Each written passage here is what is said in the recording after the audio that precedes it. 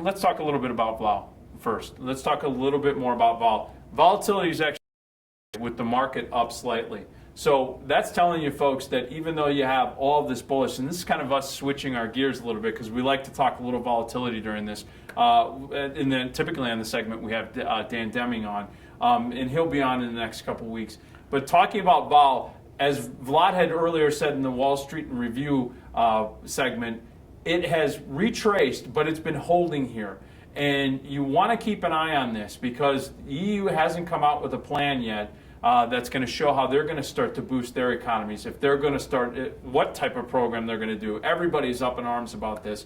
The point being is that you see that vol is holding up. You should have volatility exposure into your portfolio. I have it for my clients. I know that you have exposure in your portfolio, whether it's through selling premium against what you own, or whether it's outright using products like the VIX options, or some sort of fund that utilizes VIX products. Whatever it is, you should be looking, especially at these lower levels, to either putting VIX calls on against your positions, looking at maybe some spider or some S&P puts or some Dow Jones puts or some NASDAQ puts because they are cheap. And I'm actually doing a webinar. I've done a webinar in the past about how you can actually calculate the appropriate exposure for that. And you can always email me at support@moneyblock.com and I can get you some information on that.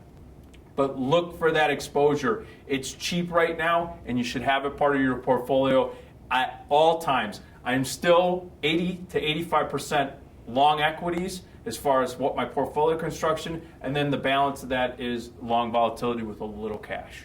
Yes, and Tradespoon would also believe that the bullish trend is intact, but we've seen short-term volatility that S&P can go up 2%, it can go down 2%. So you should anticipate short-term volatility, especially as we approach January.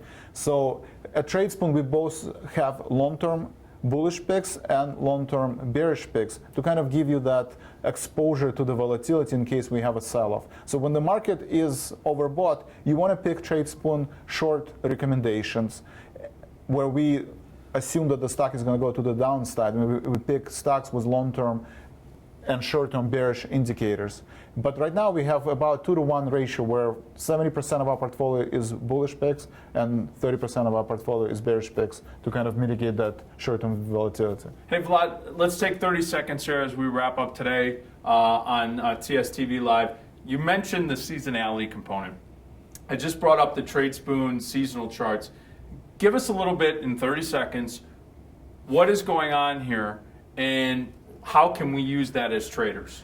So as traders, you can actually see that on your x-axis we plot a month. So for every month, starting with January, February, March, and February, we take 25 years worth of data and we figure out where the stock is in terms of its relative 52-week range, and we assign an index to it.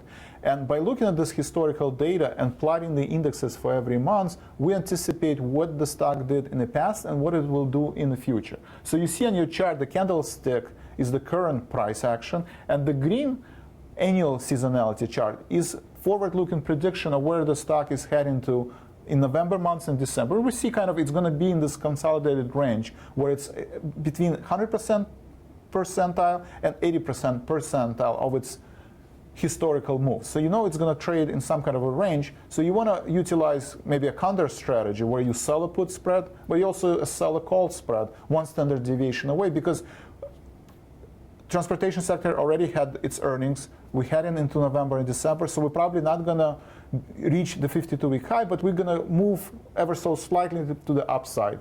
So this is what the chart kind of indicates you by looking at the past historical data, price data, and also earnings data. And this is how we assign our short-term trend at Tradespoon. Yeah, and it's perfect because it's not as just subjective as a guy like me saying, sell a call against your stock or sell a call or a put against your long call or long put position. We're using some of these technical and research components to just validate that what we know from experience and so forth. And this is a nice piece, and I know that you're going to be doing some future events on how to utilize these tools and many more. As a matter of fact, on both sides of the fence at Trading Block and Tradespoon. We're going to have a whole plethora of different videos where we're going to be able to describe and explain how to utilize all of these components in a very strict logic chain so you can get to the trade. Yeah, so thank you for being part of Live TV. We encourage you to look at our recorded videos, training videos, where Joe and I explain different concepts to make your job easier when you trade and explain some of the technical concepts. We also have upcoming webinars where almost every day we have different topics, from expirations to earnings season to Wall Street week ahead. I encourage you to sign up at Tradespoon and look at our recording libraries. And we'll see you next week. Thank you for being part of Tradespoon Live TV.